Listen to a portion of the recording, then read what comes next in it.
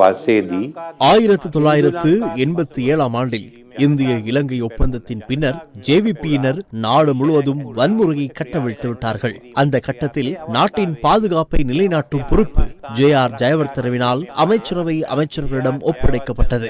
வேகம பகுதி மிக முக்கியமான வர்த்தக வளையமாக அப்போது இருந்தது.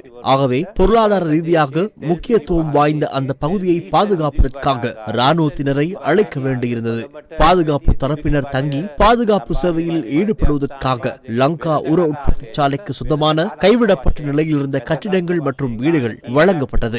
அந்த நேரத்திலும் இலங்கை மின்சார சபை அதிகாரிகள் சிலர் அங்கிருந்த சில வீடுகளில் வசித்து வந்தனர்.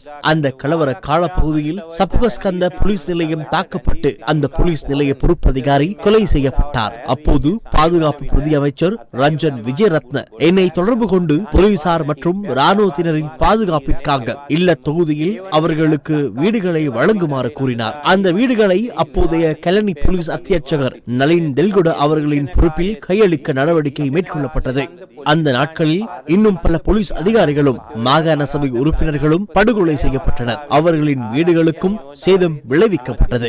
எனினும் நாட்டின் பாதுகாப்பை உறுதிப்படுத்துவதற்காகவும் உடைந்த மக்களின் வாழ்க்கை மற்றும் பொருளாதாரத்தை கட்டியெழுப்புவதற்காகவும் பதவியில் இருந்த அரசாங்கத்தால் தேவையான அனைத்து நடவடிக்கைகளும் மேற்கொள்ளப்பட்டது. அதன் பின்னர் 1994 ஆண்டின் பின்னர் சந்திரிகா அரசாங்கம் பட்டலந்தையில் வதை முகாம் ஒன்று இருந்ததா என்பதை கண்டறிய விசாரணை ஆணைக்குழு ஒன்றை அமைத்தது. அந்த ஆணைக்குழுவுக்கு பல தரப்பினரும் அழைக்கப்பட்டார்கள். என்னை ஒரு சாட்சியாளராக மாத்திரமே அழைத்தார்கள். அக்காலத்தில் நான் எதிர்க்கட்சி தலைவராக இருந்தேன். அந்த ஆணைக்குழு அமைக்கப்பட்டதன் முக்கிய நோக்கம் அரசியல் ரீதியாக சேறு பூசுவதற்காகும். ஆனாலும் அந்த முயற்சியில் அவர்கள் தோல்வி கண்டார்கள்.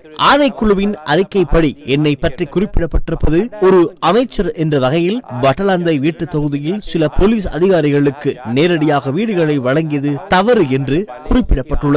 போலீஸ் மா அதிபர் ஊடாக அதனை வழங்கியிருக்கலாம் என்பதை ஆணைக்குழுவின் நிலைப்பாடு. அதனால் நானும் நளின் டெல்குடவும் பொறுப்பு கூற வேண்டியவர்களாக குறிப்பிடப்பட்டுள்ளது. மற்றபடி எனக்கு எதிராக எந்த ஒரு குற்றச்சாட்டும் அந்த அறிக்கையில் இல்லை. ஆனால் ஆணைக்குழுவின் அறிக்கையில் 3ஆம் அத்தியாயம் முழுக்க 1988 தொடக்கம் 1990 கால பகுதியில் ஜேவிபியின் படுகொலைகள் குறித்தும் அதன் பின்புலங்கள் குறித்தும் குறிப்பிடப்பட்டுள்ளது. முழு வரலாறும் அந்த அறிக்கையில் குறிப்பிடப்பட்டுள்ளது. அதை தாண்டி என் மீது எந்த குற்றச்சாட்டும் இல்லை. அதில் உள்ள விடயங்களுக்கும் எனக்கும் எந்தவித தொடர்பும் இல்லை. அந்த அறிக்கையை நான் முற்றாக நிராகரிக்கின்றேன். அவ்வாறான நிலையில் இதுவரை காலமும் யாரும் பட்டலந்த ஆணைக்குழுவின் அறிக்கையை ஒழித்து வைத்திருக்கவில்லை. எந்த ஒரு அரசாங்கமும் அதனை கொண்டு அரசியல் செய்ய முயற்சிக்கவும் இல்லை. அதே போன்று நாடாளுமன்ற அமர்வு ஒன்றின் அறிக்கை குறித்து 25 வருடங்களின் பின்னர் நாடாளுமன்றத்தில் விவாதம் ஒன்றை நடத்தும் சம்பிரதாயம் இதுவரை நம் நாட்டில் இருக்கவில்லை. அதுவும் ஒரு தவறான முன்னுதாரணமே ஆகும். சித்திரபதை என்ற எழுத்துக்கு அர்த்தம் சொல்லும் ஒரு வதை முகாமாக பட்டலந்த வதை முகாம் காணப்பட்டது. இந்த பட்டலந்த வதை முகாம் என்பது 1988 ஆண்டு கம்பஹா மாவட்டத்தின் பட்டலந்த பிரதேசத்தில் அமைந்துள்ளது. குறிப்பாக சொல்ல போனால் கிரிபத்கொட பியகம சந்தியிலிருந்து கிழக்காக 200 மீட்டர் தொலைவில் இந்த பட்டலந்த வதை முகாம் அமைய பெற்றது. இந்த பட்டலந்த குடியிருப்பு திட்டம் மின்சார சபை தொடர்பான ஊழியர்களுக்காக ஆரம்பத்தில் உருவாக்கப்பட்டதாக காணப்படுகின்றது. அதன் பின்னர் அப்போது இளைஞர் விவகார மற்றும் நகர அபிவிருத்தி அமைச்சராக இருந்த ரணில் விக்ரமசிங்கவுக்கு இந்த வீட்டு திட்ட தொகுதி வழங்கப்படுகிறது. அவருடைய அமைச்சும் அந்த வீட்டு திட்டத்தில் உள்ள சில வீடுகளில் இயங்குகின்றது. அத்துடன் ரணில் விக்ரமசிங்கவினுடைய பாதுகாப்பு பிரிவினரும் அங்கு தங்கியிருக்கிறார்கள். இந்த நிலையில் அங்கு உதவி போலீஸ் அத்தியட்சராக உள்ள டக்ளஸ் பீரிஸ் என்பவரும் தங்க வைக்கப்படுகிறார். இந்த காலகட்டத்தில் ஜேபிபியினரால் நாட்டில் கலவரங்கள் ஏற்படுத்தப்படுகிறது. இதனால் நாட்டினுடைய தேசிய பாதுகாப்புக்கு அச்சுறுத்தல் ஏற்படுவதாக அப்போதைய ஜனாதிபதி ஜெயவர்தன தெரிவிக்கிறார். இதனால் இவர்களை கட்டுப்படுத்த வேண்டிய தேவை எழுகிறது. இதனால் ஜெயவர்தன கழனி போலீஸ் பிரிவில் நாசகார நடவடிக்கை ஒழிப்பு அணி என்னும் ஒரு அணியை உருவாக்குகிறார். அதற்கு அமைச்சரவையில் உள்ள அமைச்சர்களை பொறுப்பாக இருக்குமாறு தெரிவிக்கிறார். அமைச்சரவையில் உள்ள அமைச்சர்கள் முன்னிலையில் இந்த அணி தொடர்பாக ஜே.ஆர். ஜெயவர்தன அறிவிக்கிறார். இந்த அணியின் பொறுப்பை அப்போதைய நகர அபிவிருத்தி மற்றும் இளைஞர் விவகார அமைச்சராக 39 வயதில் அமைச்சரவையில் இடம்பெற்ற ரணில் விக்ரமசிங்க பெற்றுக்கொள்கிறார். அவ்வாறு பெற்றுக்கொண்டவர் இந்த களனி நாசகார நடவடிக்கை ஒழிப்பு அணி கம்பஹா மாவட்டத்தின் இவருடைய பட்டளந்த வீட்டு தொகுதியில் இயங்குவதற்கு இவர் அதனை உருவாக்குகிறார். இந்த நாசகார நடவடிக்கை அணி பட்டளந்த வீட்டு தொகுதியில் சில வீடுகளை தமது உடைமையாக மாற்றுகின்றனர். 22 வீடுகள் அங்கு அவர்களுக்கு ஒதுக்கப்படுகிறது. ஆனால் அவர்கள் ஒதுக்கப்பட்ட வீடுகளை விடவும் அங்கு குடிமக்களின் வீடுகள் சிலவற்றையும் தமக்காக கையகப்படுத்துகிறார்கள். அந்த பட்டளந்த வதை முகாம் சிறை அறைகள் போல் பிரிக்கப்படுகிறது. அங்கு தடுத்து வைத்து சித்திரவதைகள் மேற்கொள்வதற்கு உரிய வகையில் மாற்றியமைக்கிறார்கள். 1987 ஆண்டு இந்த நாசகார நடவடிக்கை ஒழிப்பு அணிக்கு அப்போதைய உதவி போலீஸ் அத்தியட்சராக இருந்த டக்ளஸ் பீரிஸிடம் இந்த பொறுப்பு வழங்கப்படுகிறது. அந்த பட்டளந்த வீட்டு தொகுதியில் டக்ளஸ் பீரிஸுக்கு வீடு வழங்கப்படுகிறது. அவருக்கென பாதுகாப்பு அதிகாரிகள் ஒதுக்கப்படுகிறார்கள். 1989 வரையான காலப்பகுதி, ஒரு வருட காலப்பகுதியில் 6000 ஜேவிபி இளைஞர்கள் கிளர்ச்சியாளர்கள் என்ற போர்வையில் கொல்லப்படுகிறார்கள். அதில் முக்கியமானவர்களை இந்த பட்டளந்த வதை முகாம் வைத்து வதைக்கிறார்கள். 1967 ஆண்டு துணை போலீஸாக தன்னுடைய பொலிஸ் சேவையை ஆரம்பித்த டக்ளஸ் பீரிஸ் குறுகிய காலத்தில் 1987 ஆண்டு உதவி போலீஸ் அத்தியட்சராக மாறுகிறார். குறுகிய காலத்தில் இவ்வாறு பதவி உயர்வுகளை பெற்றமை தொடர்பாக பட்டளந்த ஆணைக்குழுவில் கேள்வி எழுப்பப்படுகிறது. இந்த நிலையில் இவர்களால் இயக்கப்படுகின்ற இந்த பட்டளந்த வதை முகாமில் ஏற்படுத்தப்படுகின்ற வதைகள் தொடர்பாக அங்கிருந்து தப்பிச் சென்றவர் ஒருவர் வாக்குமூலம் வழங்குகிறார். அதுவும் பட்டளந்த அறிக்கையில் சுட்டிக்காட்டப்படுகிறது. பட்டளந்த வதை முகாம் என்பது வதை என்பதை செயலில் காட்டுகின்ற ஒரு இடமாக, சித்திரவதையை உணரக்கூடிய ஒரு இடமாக பட்டளந்த வதை முகாம் இருப்பதாகவும், இந்த பட்டளந்த வதை முகாமில் தலைகீழாக கால் விரல்களில் கயிறை கட்டி தலைகீழாக தொங்க விடுவார்கள். தலை முதல் கால் வரை உடம்பின் அனைத்து பகுதிகளிலும் மூர்க்கத்தனமாக தாக்குவார்கள். தடி, கொட்டன், முட்கம்பிகள், மண் நிரப்பப்பட்ட பெப்கள் மற்றும் ஆணிகள் என்பனவற்றை கொண்டும், சவுக்கு, திருக்கைவாள் ஆகியவற்றை கொண்டும் உடல் முழுவதும் தாக்குவார்கள். பட்டளந்த வதை முகாமில் அசிட் தொட்டிகள் காணப்படுகின்றன. அங்கு உருத்தெரியாமல் அழிப்பதற்காக பல இளைஞர்களை அந்த அசிட் தொட்டியில் அமுக்கி காணாமல் ஆக்குவார்கள். அவ்வாறு அசிட் தொட்டியில் அமுக்குகின்ற போதும் சித்திரவதைகள் செய்கின்ற போதும் ஒரு நபர் நாட்காலி போட்டு அமர்ந்திருந்து பத்திரிகை வாசித்து அவற்றை பார்த்து கொண்டிருப்பார். அவர் நிறமான, ஒள்ளிய, உயர்ந்த தோற்றத்தை உடையவர். அங்கு சித்திரவதைகளுக்கு உட்படுத்தப்படுகின்றவர்கள் அதிகமாக ஒளி எழுப்புகின்ற போது மெதுவாக அந்த பத்திரிகையை இறக்கப்பட்டு அந்த முகம் மெலிதாக எட்டி பார்க்கும். அவ்வாறு எட்டி பார்க்கின்ற போது சித்திரவதை செய்பவர்கள் அந்த ஒளி எழுப்புகின்ற அல்லது அலறுகின்ற அந்த நபரின் வாயை துணியினால் அடைத்து மீண்டும் சித்திரவதைகளை தொடங்குவார்கள். அத்துடன் பல்வேறு இளைஞர்களை அசிட் தொட்டியில் அமுக்கும் போது அவர் இருந்து பார்த்து ரசிப்பார். அவர்தான் அந்த பிரமுகர் ரணில் விக்ரமசிங்க என அங்கிருந்து தப்பி வந்த ஒருவர் குறிப்பிடுகிறார். பட்டளந்த ஆணைக்குழு அறிக்கையில் 6 பக்கங்களில் முக்கியமான ஒரு நபரினுடைய கொலை பேசப்படுகிறது.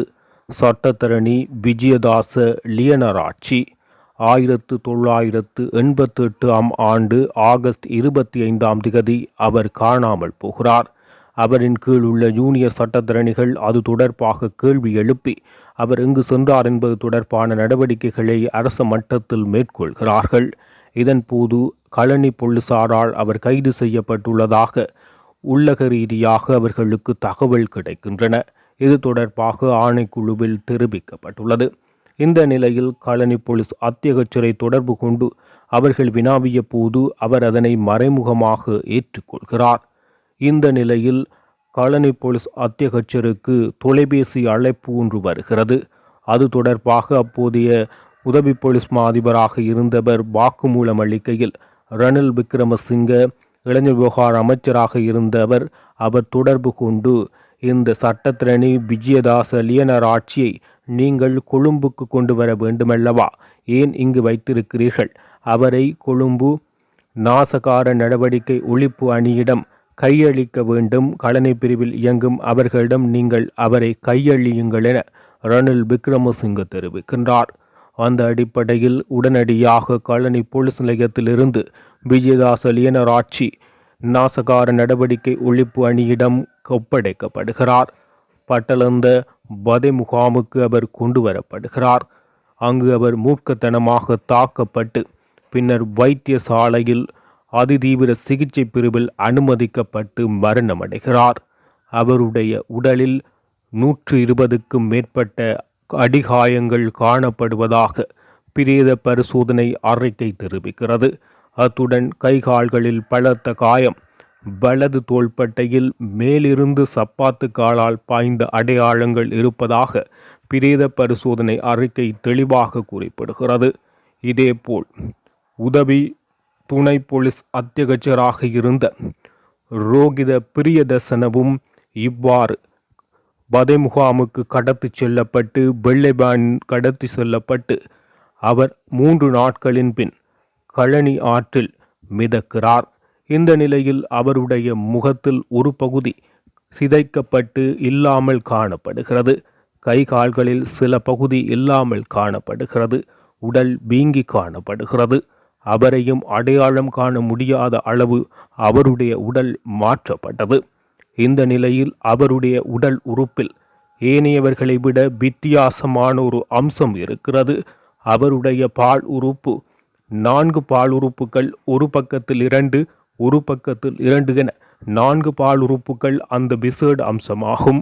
அதனை அவர்களுடைய குடும்பத்தார் அடையாளம் கண்டு அந்த சடலம் ரோகித பிரியதர்சனவ உடையது என அடையாளம் காண்கின்றனர்.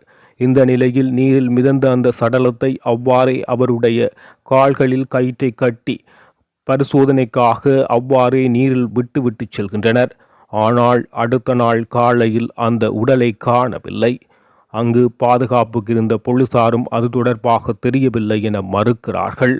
கயிற்றால் கட்டப்பட்டு போலீஸ் சோதனைக்காக பாதுகாப்பில் வைக்கப்பட்ட அந்த உடல் எங்கே போனது என்பது தொடர்பாக இன்று வரை தெரியவில்லை. அதேபோல் அரசாங்க ஊழியர் ஒருவரும் அவருடைய இல்லத்தில் வைத்து இலக்கத்தகடு இல்லாத வெள்ளை வானில் கடத்தி செல்லப்படுகிறார். இன்று வரை அவர் எங்கே என்ற கேள்வி மட்டுமே காணப்படுகிறது. இந்த நிலையில் பட்டளந்த வதை முகாமில் புகைப்பட கலைஞராக முன்னாள் இராணுவ புகைப்பட கலைஞர் ஒருவர் பணிபுரிந்ததாக இப்பொழுது அவரும் வாக்குமூலம் அளிக்கிறார். பட்டளந்த விசாரணை ஆணைக்குழு அறிக்கையிலும் வாக்குமூலம் அளித்திருக்கிறார். பட்டளந்த வதை முகாமில் கொலை செய்யப்படுபவர்களை முதல் நாள் புகைப்படம் எடுக்கும் வழக்கம் காணப்படுவதாகவும் அவ்வாறு கொலை செய்யப்பட போபவர்களை புகைப்படம் எடுப்பதற்காக நான் சென்று புகைப்படம் எடுப்பேன் என குறிப்பிடுகிறார். அங்கு பல இளைஞர்கள் கொடூரமாக சித்திரவதைக்கு உள்ளாக்கப்படுகிறார்கள். நான் போகின்ற வழிகளில் எல்லாம் கை கால்கள் இல்லாமல் முகத்தின் ஒரு பகுதி எரிக்கப்பட்ட நிலையில், முகத்தில் கண் காதுகள் கண் புடுங்கப்பட்ட நிலையில், அவ்வாறு பல்வேறு கொடூரமான நிலைகளில் குற்றுயிரும் குறைவுயிருமாக ஆங்காங்கே இளைஞர்கள் அழுகுரலுடன் இருப்பார்கள் என அவர் குறிப்பிடுகிறார்.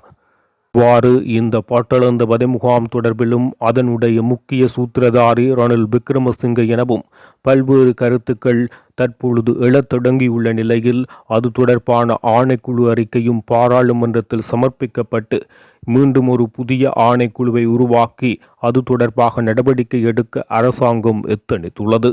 இந்த நிலையில் ரணில் விக்ரமசிங்க கைது செய்யப்படுவாரா என்ற கேள்விகள் எழும்புகின்றது. அவருடைய குடியுரிமை ரத்து செய்யப்படுமா என்ற கேள்விகளும் எழுப்பப்படுகிறது. இந்த நிலையில் தாம் கைதாகப் போகின்றோம் என்ற அச்சத்தில் தற்போது ரணில் விக்ரமசிங்கே விசேட அறிக்கையை வெளியிட்டு தன்னை நியாயப்படுத்தியுள்ளார்.